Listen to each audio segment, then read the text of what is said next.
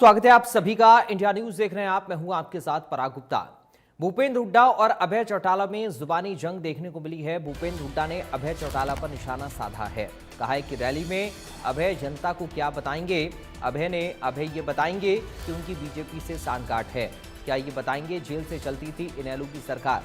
अभय चौटाला ने भूपेंद्र हुड्डा पर आरोप लगाया। बीजेपी से भूपेंद्र हुड्डा की सांठगांठ का आरोप लगाया था। इनेलो के राष्ट्रीय अध्यक्ष अभय सिंह चौटाला 25 सितंबर को होने वाली रोहतक रैली को लेकर रोहतक में डेरा डाले हुए हैं और अपने संबोधन या प्रेस कॉन्फ्रेंस में उनका टारगेट भूपेंद्र सिंह हुड्डा ही रहे हैं।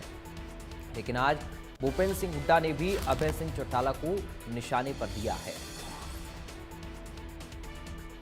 तो भूपेंद्र हुड्डा और अभय चौटाला में जुबानी जंग देखने को मिल रही है।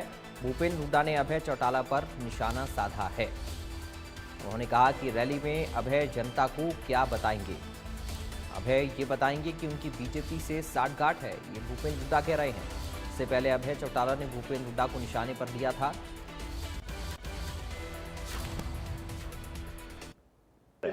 डर है, डर, प्रेम नहीं है। प्रेम इसको किसी से भी नहीं है, अपनी औलाद से भी नहीं है। या तो डरता है या लूटता है, दो ही काम करता है, तीसरा नहीं। प्रेम तो होता है तो फिर रोहतक के लोगों को जो ज़मीनें हैं उनको, इसको अपने कौन सी सिटी है वह, उसको नहीं दिलवाता।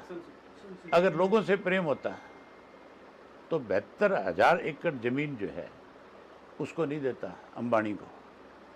अगर प्रेम होता लोगों के साथ तो जिन लोगों ने सर आंखों पे बैठाया था उसकी ज़मीन इस राजीव गांधी एजुकेशन सिटी के नाम पे लूटता नहीं।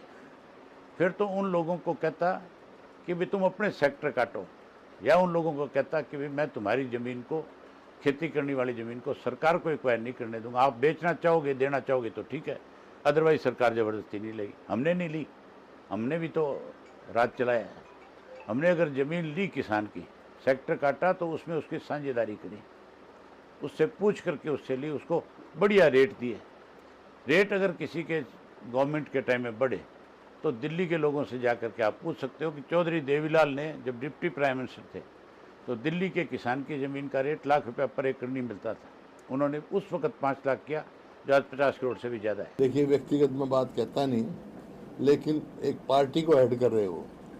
पार्टी जब कोई रैली करती है तो अपनी अचीवमेंट बताते हैं। तो ये क्या रोहतक में ये बताने आएंगे क्या कि जब उनकी सरकार थी, किसान वायदा किया था ना मीटर होगा ना मीटर रीडर होगा, और बाद में गोलियों से भुना गया किसान को।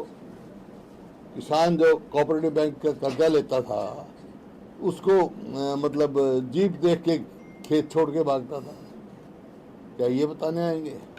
क्या ये बताने आएंगे महम में क्या कांड किया था? क्या ये बताएंगे कि महम बैसी गांव में कौन वर्दी किसकी पहन के गया था? ये बताने आए हैं क्या?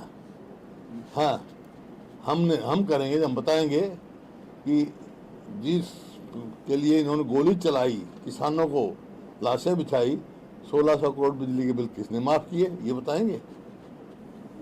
ये बताएंगे कि एक मिनट, ये बताएंगे कि किसान को जो जेल में बंद कर देते थे और रोटी का खर्चा भी उसके कर्जे में डालते थे, हमारे समय को एक भी पकड़ा गया? बंद हो गया।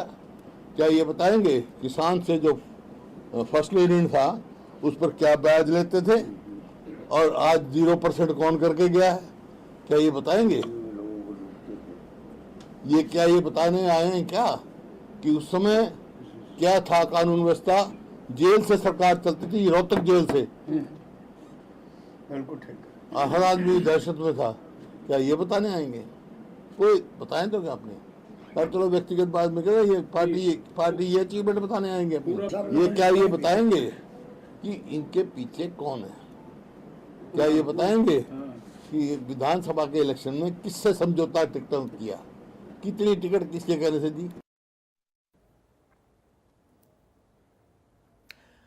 बागी 7 पार्षदों की वापसी पर बोले राव